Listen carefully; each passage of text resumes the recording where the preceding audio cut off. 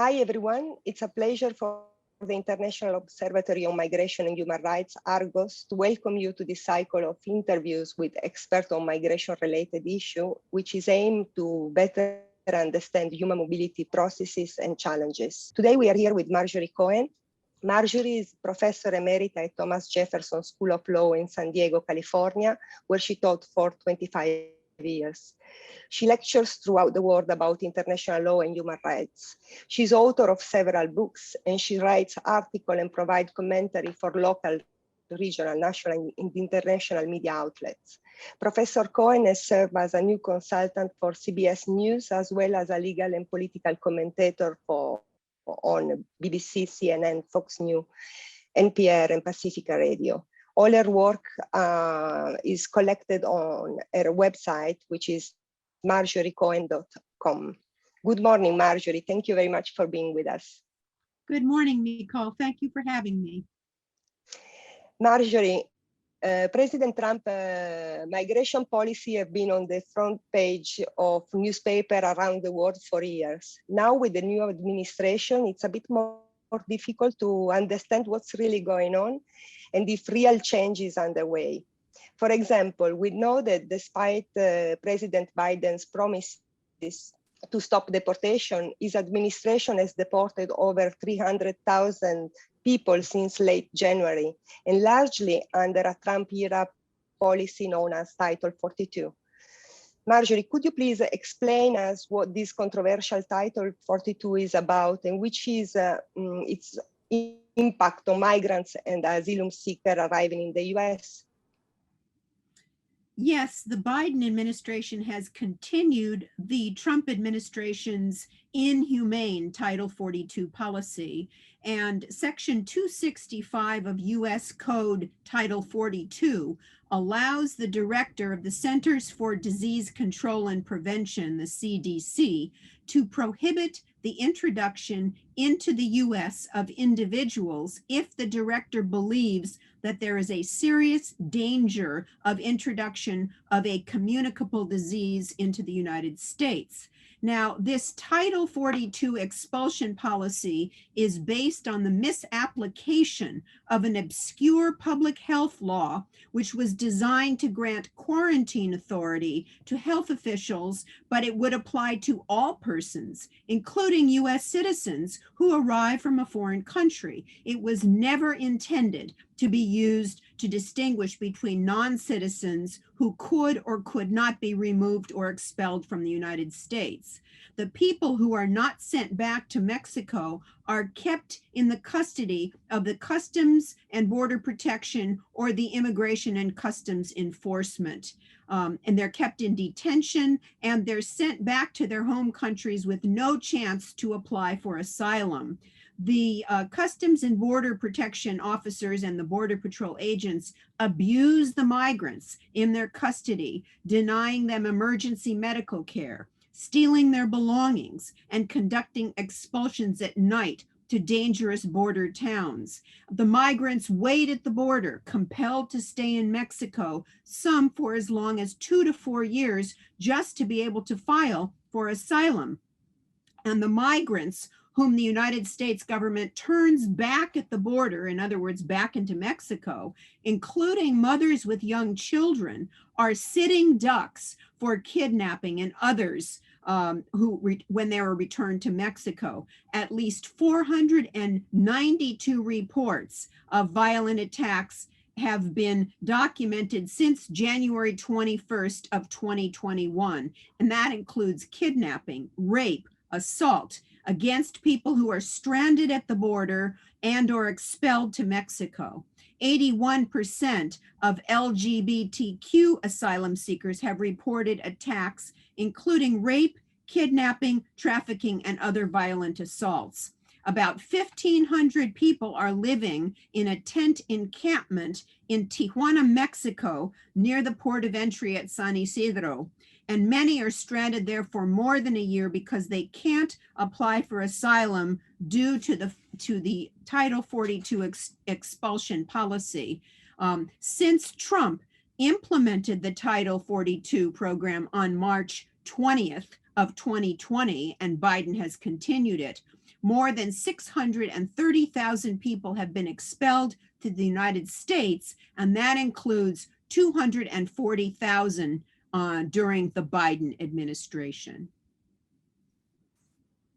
So this measure was first revived by Trump in March 2020, but we know that the Biden administration is continuing to applicate such measure. But is it true that Kamala Harris, when she was in the opposition, signed a petition to repeal this title? If so, what is going on?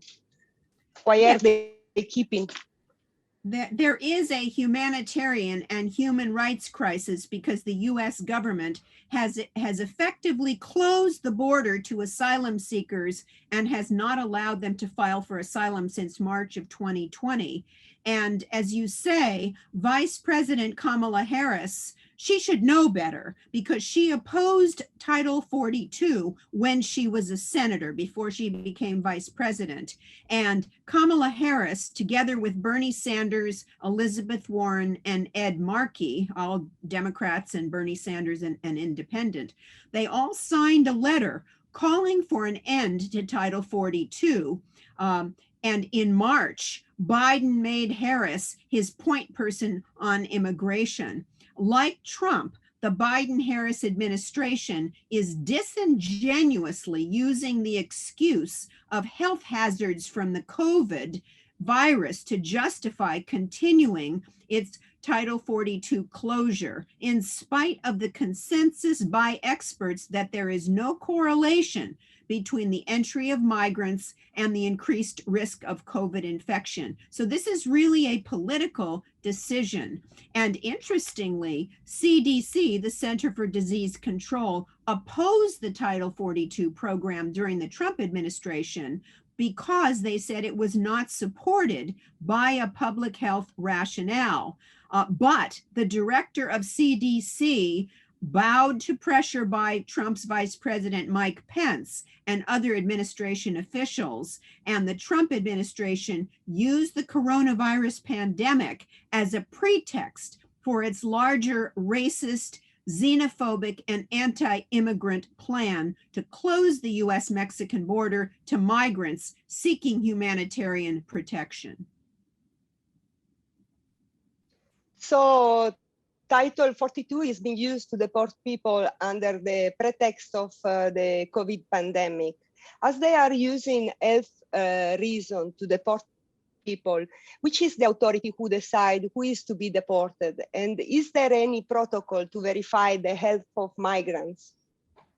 Well, there's no discretion because this is a blanket policy that was ordered by the Trump administration in March of 2020 and continued by the Biden administration not to accept asylum seekers at the border. And so the ports of entry are closed. The only way that migrants can enter is to go around or outside these lawful ports of entry, but they can't ask for asylum. So when a migrant goes outside the port of entry and is apprehended by the Customs and Border Protection, in most cases, he or she is expelled to Mexico. This could happen in hours. Sometimes they're put on flights and deported to their countries of origin, such as Honduras, El Salvador, Guatemala, and Mexico. Now, Haitians, people from Haiti and other non-Spanish speakers are sometimes expelled to Mexico, but they're usually put on a plane and deported to their home countries.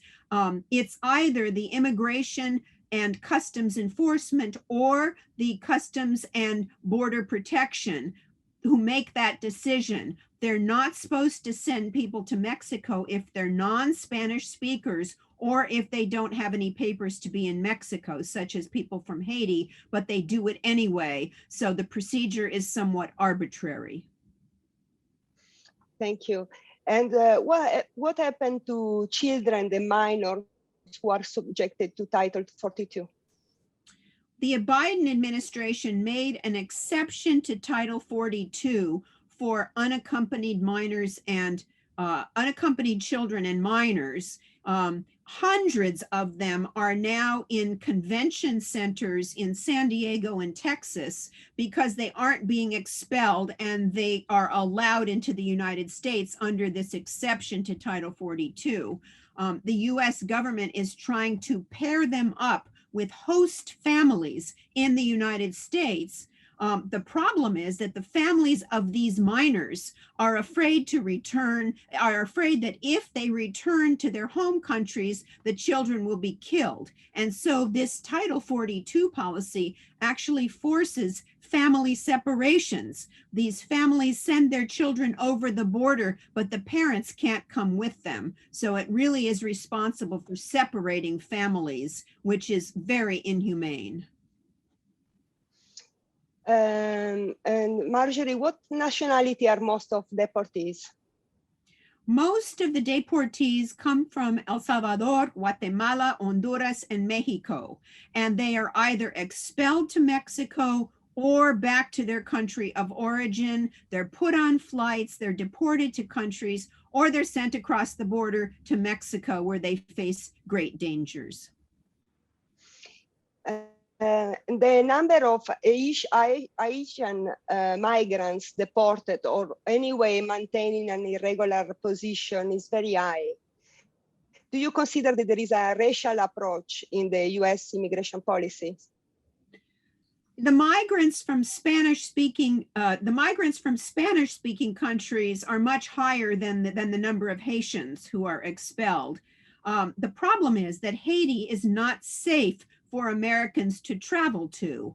And so the US has a program called Temporary Protected Status, or TPS. It's a program to protect migrants from countries that are experiencing natural disasters or armed conflict or extraordinary circumstances, and these countries are unable to receive these people who are deported. For example, Haiti had TPS, Haitians were given temporary protective status by the US in 2011 because of the 2010 earthquake.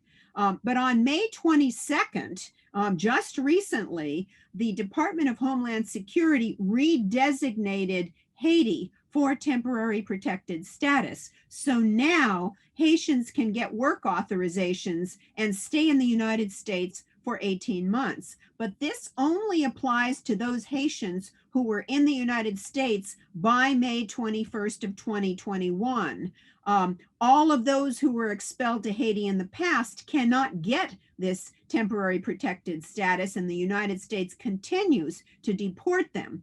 If they come to the United States after May 22nd, from May 22nd on, or if they're deported back to Haiti, this is an example of racism because it's clear that it's not safe to send them back to Haiti, but nevertheless, the US government continues to deport them because they don't want Haitians in the United States. Title 42 clearly violates the Refugee Convention and the Convention Against Torture and other cruel, inhuman, and degrading treatment or punishment. Several organizations and activists for migrants' human rights have called to eliminate such measure. What do you think would be the most effective international way to exert pressure on the Biden administration? Yes, Title 42, which has never been applied in the immigration context, also violates the Immigration and Nationality Act in the US, as well as the Refugee Convention, which grants non-citizens the right to asylum. They can get asylum if they can demonstrate a well-founded fear of persecution due to race, religion, nationality, membership in a particular social group or political opinion if they are sent back to their home countries. And the Refugee Convention forbids refoulement, in other words, sending an individual to a country where it is more likely than not that the individual would face persecution on one of those protected grounds. This Title 42 procedure also violates the Convention Against Torture and other cruel, inhuman, or degrading treatment or punishment. That treaty also contains a non-refoulement provision, which forbids sending an individual to a country where there is a substantial likelihood that he or she would be subjected to torture. Now, in terms of pressure on the Biden administration, people can call their Congress members, because Congress members do respond to pressure. They can write op-eds in their local newspapers or in online publications. They can write letters to the editor, and letters to the editor, it's not hard to get them published if you link them to a news story or an editorial. Keep them under about 150 words. And even if your letter doesn't get published, they count up the number of letters from each point of view, and your letter will help other letters get published. Also, the Biden administration looks terrible by continuing Trump's inhumane policy of Title 42, which was initiated by Trump's man on immigration, Stephen Miller, a racist, xenophobic, and anti-immigrant. So the more publicity that people can call to this inhumane policy, the greater the chance that it will put pressure on the Biden administration. And Biden has already shown that he does respond to pressure. Thank you very much, Marjorie, for taking time to be with us, for your very clear and comprehensive answers. Your insights are essential for anyone who is really willing to understand the US policies and actions. On behalf of the whole Argos team, I thank all of you who have taken time to watch this interesting interview. And once more, I remember you that you can follow us through our website, argosob.org, and through our social network on Twitter, Facebook, and Instagram, and on our YouTube channel in English and Spanish. Stay tuned for the next interviews. Bye-bye.